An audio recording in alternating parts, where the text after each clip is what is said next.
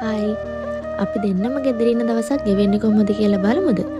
දවසක් නෑ මෙතන දවස් භාගයක් වගේ තමයි තියෙන්නේ. අපි ගෙදර ඉන්නකොට ටිකක් දවල් වෙනවා නැගිටින්න.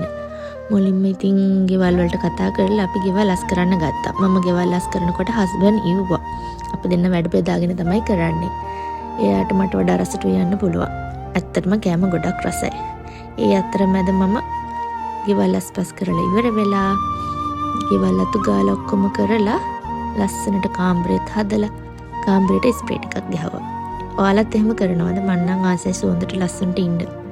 ඒ විදිහටම සාලේටත් කරලා හස්බන්ඩ් ඔයලා ගියා නාන්න. එයාට නාගන්න කියලා මමත් කුස්සියස් කරා. මේ තියෙන මගේ චූටි කුස්සිය. ලස්සනයි නේද?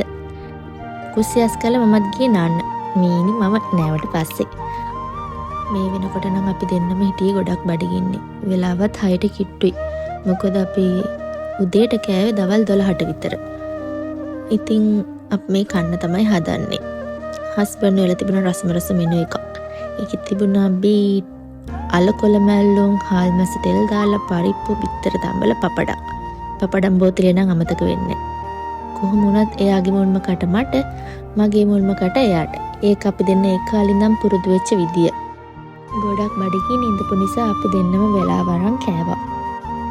කන අතර මග අපි දෙන්න ෆිල්ම් එකකුත් දාගත්ත බලන්න. පෙඩ්ඩි කියලා. ඒ ෆිල්ම් එක නම් පටන් ගැම්ම නම් මට එච්චර සෙට් වුණේ නැහැ. එන්ඩ් එක නම් ටිකක් හොඳයි.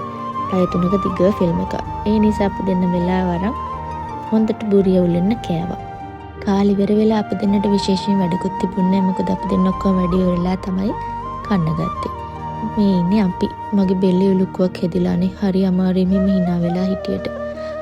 අදට අපේ මිනි ලොග් එක ඉවරයි. ගොඩක් ස්තුතියි යාළුවට අපේ බලන් හිටියට. අලුත් vlog එකකින් ඉක්මනින්ම හමු වෙමු. පරිස්සමින් ඉන්න හැමෝම. බයි.